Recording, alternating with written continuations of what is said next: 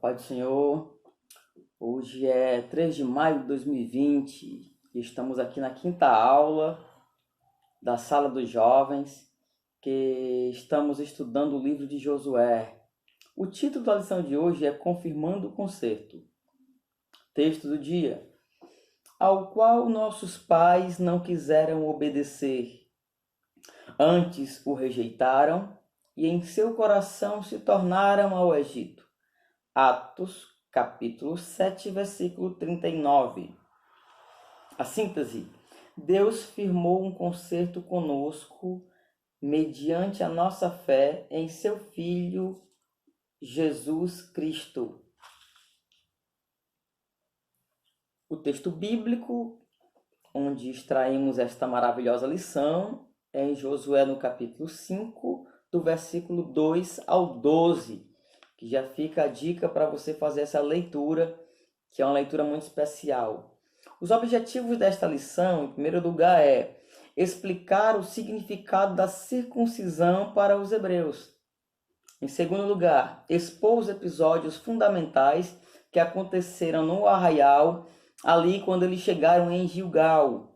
Em terceiro lugar, mostrar como surgiu a Páscoa e também qual é o seu verdadeiro simbolismo. Então, na nossa introdução, nós iremos ver que Deus ele chamou Abraão e fez um pacto com ele, uma aliança com ele.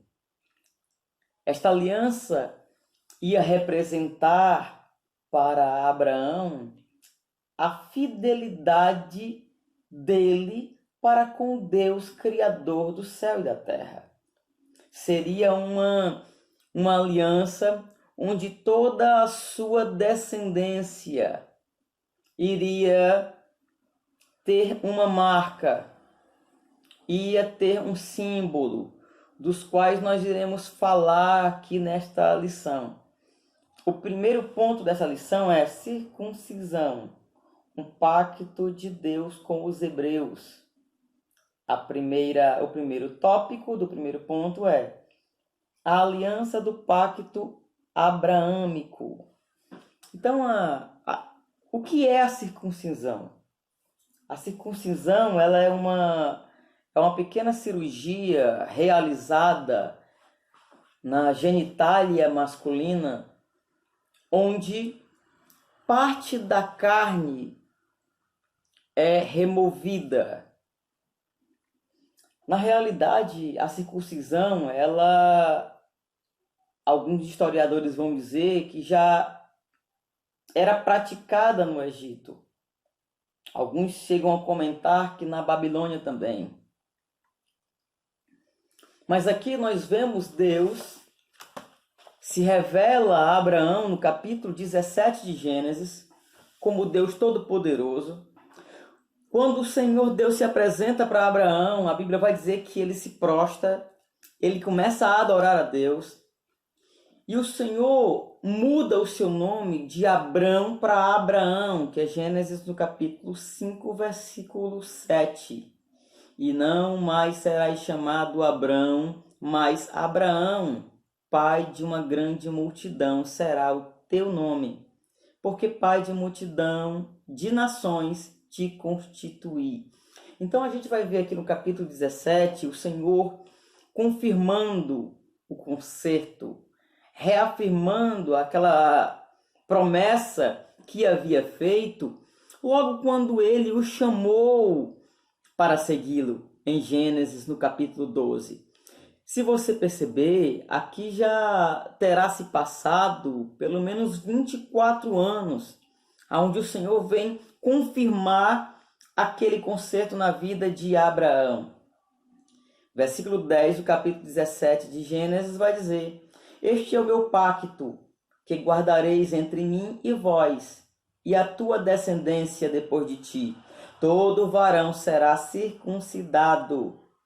Circuncidareis a carne do vosso prepúcio, e isto será por sinal do pacto entre mim e vós.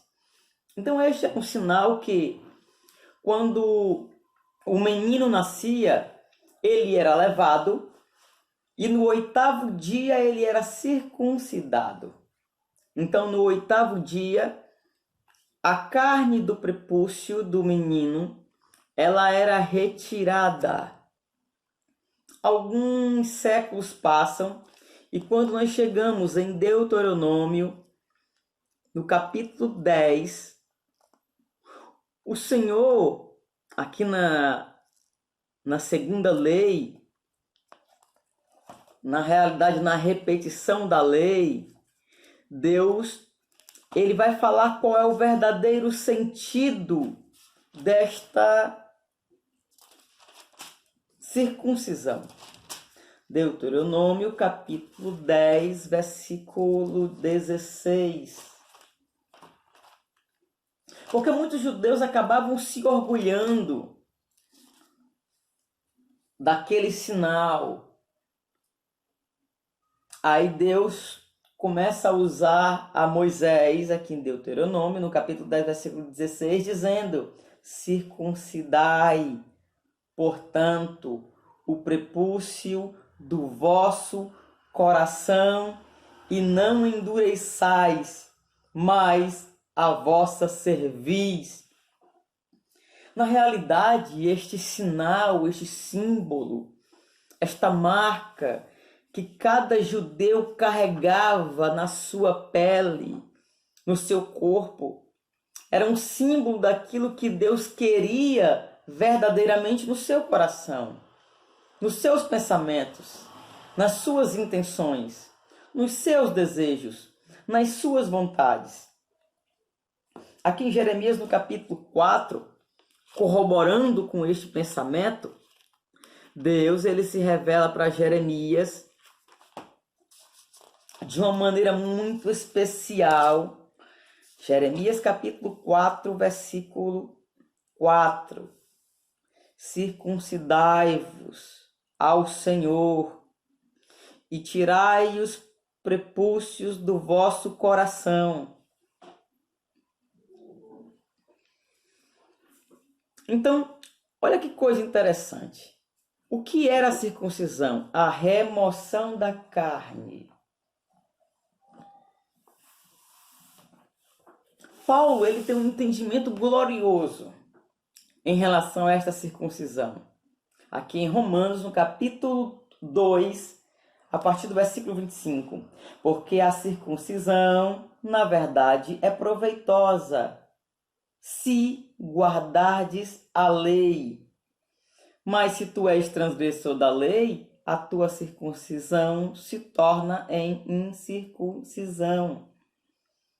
Se, pois, o incircunciso guardar os preceitos da lei, porventura, a sua incircuncisão não será reputada como circuncisão? E se o incircunciso, que por natureza o é, cumpre a lei, não julgará a ti, que com o poder da letra e da circuncisão és transgressor da lei? 28. Portanto, porque não é judeu quem o é exteriormente, nem é incircunciso aquele que é visivelmente na carne.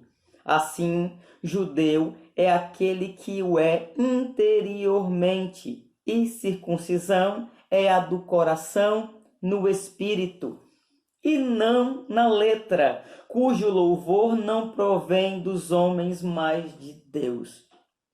O que Paulo está ensinando para os judeus que moravam ali em Roma é que a verdadeira circuncisão está na vida daqueles que vivem de acordo com a palavra, que guardam a lei.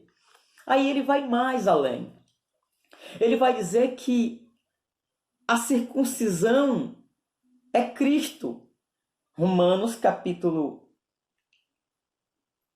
aqui no capítulo 15, versículo 8, que diz: pois eu vos digo que Jesus Cristo foi constituído ministro da circuncisão por causa da verdade de Deus, para confirmar as promessas feitas aos patriarcas.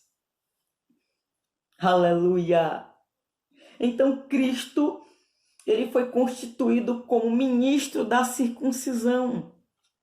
E o que significa isso? É que Cristo, ele foi o maior cumpridor, quem verdadeiramente cumpriu a circuncisão. Como? Morrendo na cruz do Calvário e ressuscitando ao terceiro dia. Lembra o que significa a circuncisão? Qual era o ato? Remover a carne.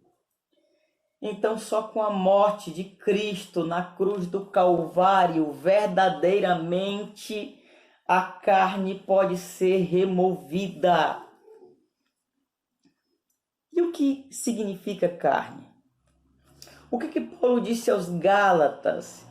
Que há uma guerra, que há uma luta da carne contra o espírito. E o que significa carne? Gálatas, capítulo 5, versículo 19, são as obras da carne: prostituição, fornicação, imundícia, dissolução, idolatria, feitiçaria, inimizade, contenda, ciúmes, iras, discórdia, divisões, heresias, invejas, homicídios, embriaguez, glutonaria, orgias e todas as coisas semelhantes a estas. Está aí, a carne. E o que é a circuncisão do coração? É a remoção de todo tipo de obra da carne de nossas vidas. E nós entendemos que Cristo conquistou na cruz do Calvário. E Ele nos concedeu a presença gloriosa do Seu Espírito Santo para que nós possamos andar em novidade de vida. Você compreendeu o que significa esta circuncisão, esta remoção da carne?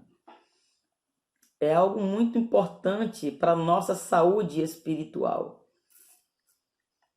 No capítulo, o segundo ponto da lição, um lugar chamado Gilgal. Primeiro tópico, lugar de aliança.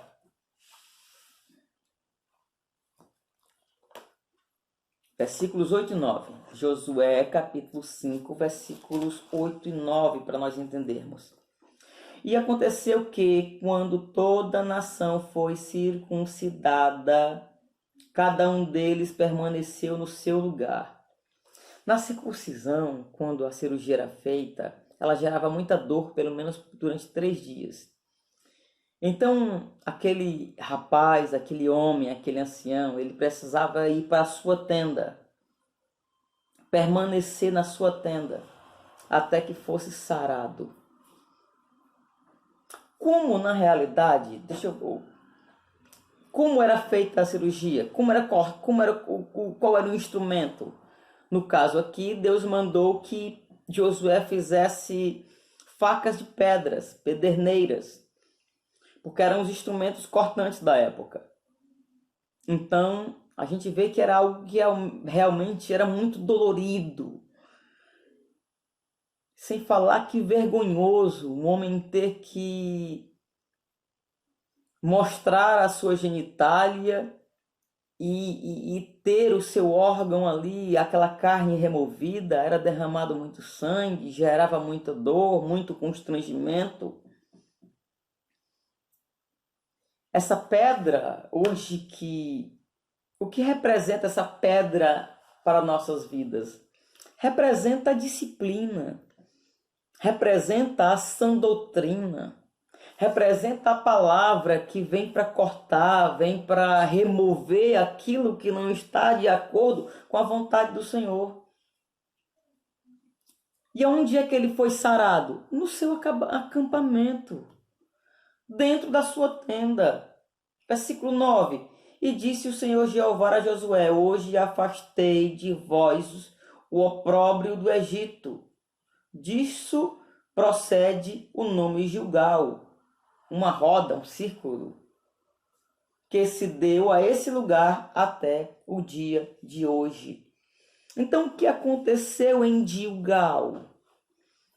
A aliança com Deus foi renovada. Gilgal fala de lugar de aliança, lugar de conserto, lugar de renovação.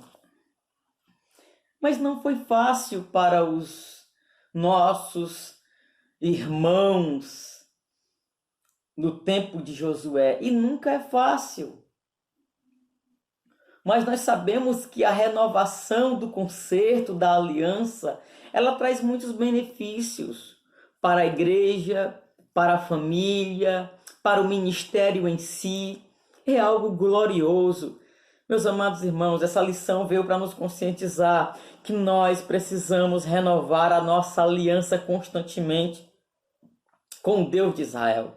Em segundo lugar, Gilgal, lugar de exaltação. Por que lugar de exaltação? Porque o Senhor removeu todo o opróbrio. O Senhor removeu toda a vergonha, todo o vexame, toda a desgraça, tudo aquilo que havia trazido atitudes pecaminosas no meio do povo de Israel. O Senhor estava removendo agora toda a murmuração, toda a dureza de coração, e estava reestabelecendo o seu povo. Aleluia!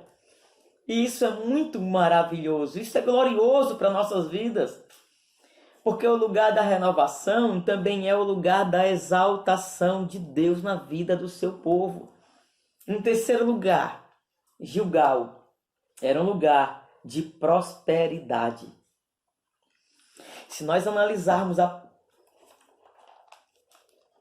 esse texto de Deuteronômio no capítulo 11, versículo 11. Olha o que diz a palavra de Deus.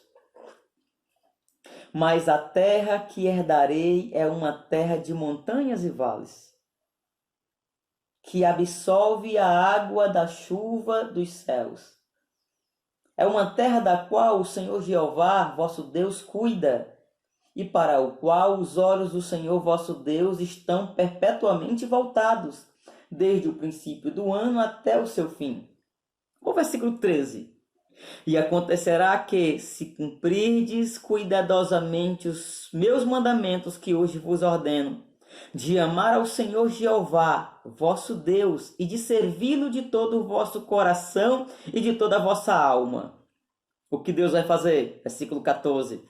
Darei as chuvas à vossa terra no seu devido tempo, a primeira chuva e a última chuva, e colherás o vosso trigo, o vosso vinho e o vosso azeite. Sabe que isso significa?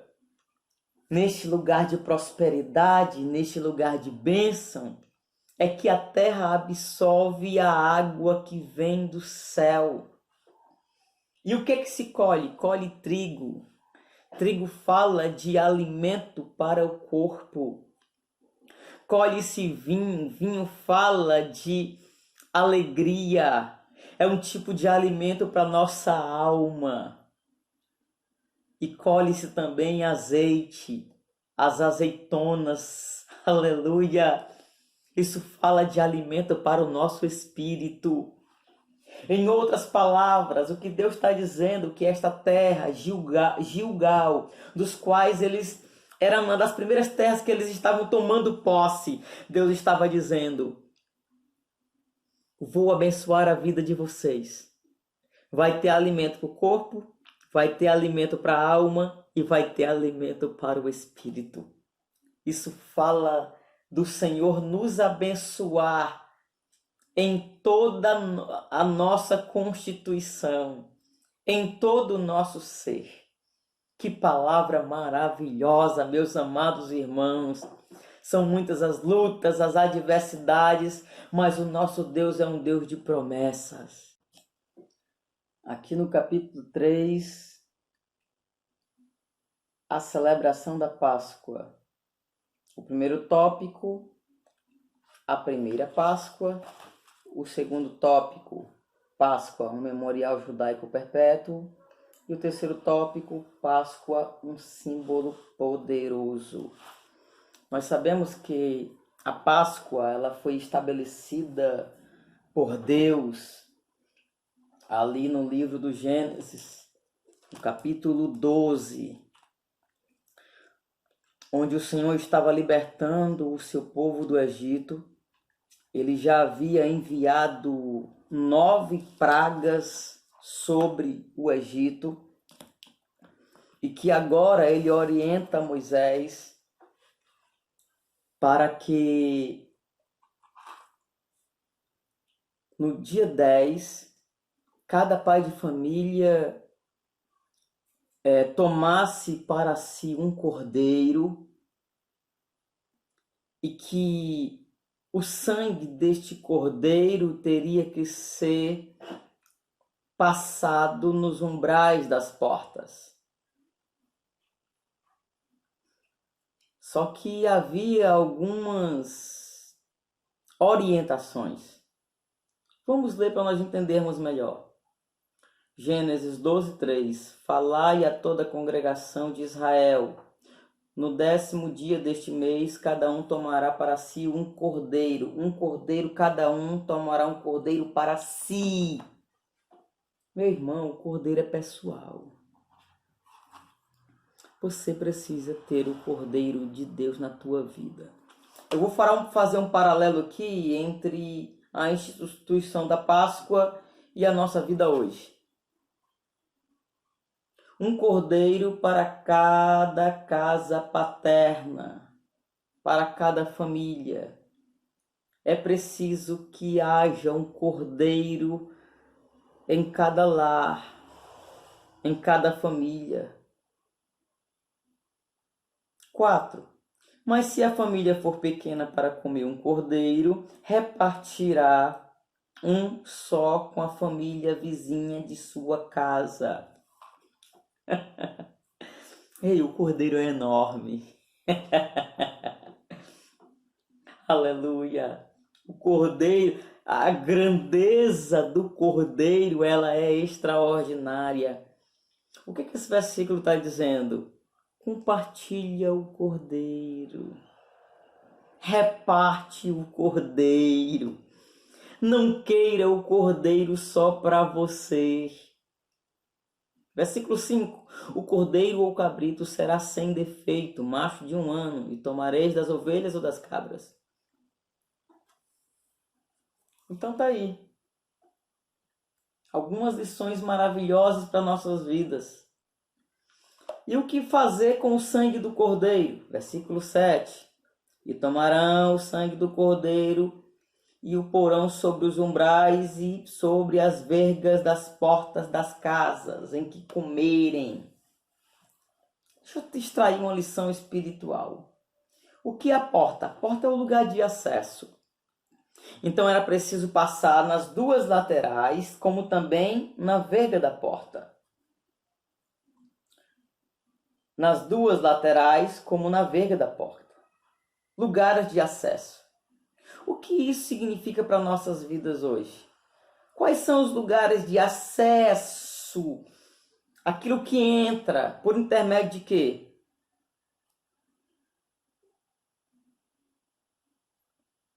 Os 2 umbrais e as vergas. Deu para entender?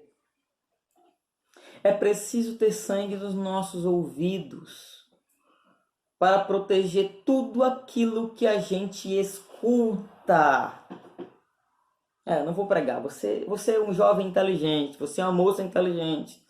É preciso ter sangue nas vergas, nos nossos olhos, lugar de acesso.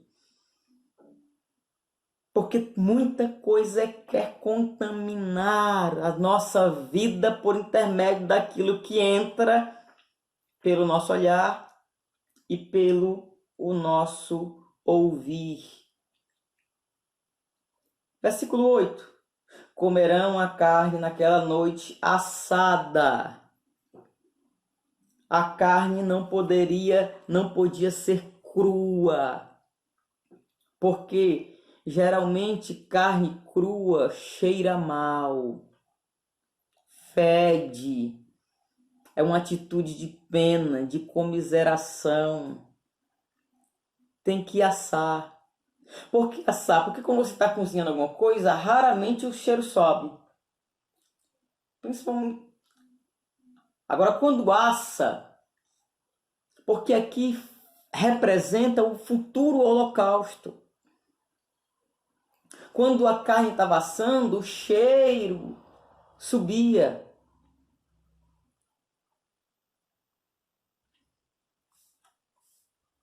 Versículo 9: Nada dele comereis cru, nem cozido na água, porém assado no fogo, a sua cabeça, as suas patas e as suas entranhas. Aqui fala da cabeça do cordeiro, da mente do cordeiro, das patas do cordeiro, daquilo que o cordeiro caminha, das entranhas, que é o interior do cordeiro. Aqui tem muitas lições maravilhosas. Ei, quem é o cordeiro? O cordeiro é Cristo. Como eles deveriam comer? De que maneira? Versículo 11. E assim comereis. Desse jeito vocês vão comer. Cingidos os vossos lombos, com os calçados em vossos pés, e o vosso cajado na mão, comereis apressadamente. Aleluia! O calçado, porque a jornada seria uma jornada longa. Cingidos lombos, porque eles precisavam estar protegidos. Com o cajado na mão, porque eles precisavam ter uma postura pastoral para cada um com a sua família. São tantas lições preciosas que nós aprendemos aqui, porque o Senhor iria ferir a terra. Mas quem tivesse a marca do sangue na sua casa não seria destruído. Essa foi a instituição da Páscoa. Nós vemos 3 grandes celebrações da Páscoa. A primeira na saída em Êxodo, no capítulo 12. Depois a gente vai ver uma segunda festa da Páscoa em Números, no capítulo 9, versículo 1 e 2. Ali 2 anos depois que eles saíram do Egito. E a terceira foi quando eles atravessaram o Jordão, que é o texto que nós estamos lendo. Eles celebraram a Páscoa outra vez. Você sabia que nenhum incircunciso poderia participar da Páscoa? Foi por isso que Deus mandou Josué circuncidar todo mundo? Está aqui, Êxodo, no capítulo 12, versículo 43. Esta é a ordenança da Páscoa. Nenhum estrangeiro dela comerá. Mas para que o vosso servo, comprado por dinheiro, possa comer dela, devereis circuncidá-lo antes. Eles poderiam, o estrangeiro poderia participar da Páscoa? Poderia, mas de que maneira? Sendo circuncidado.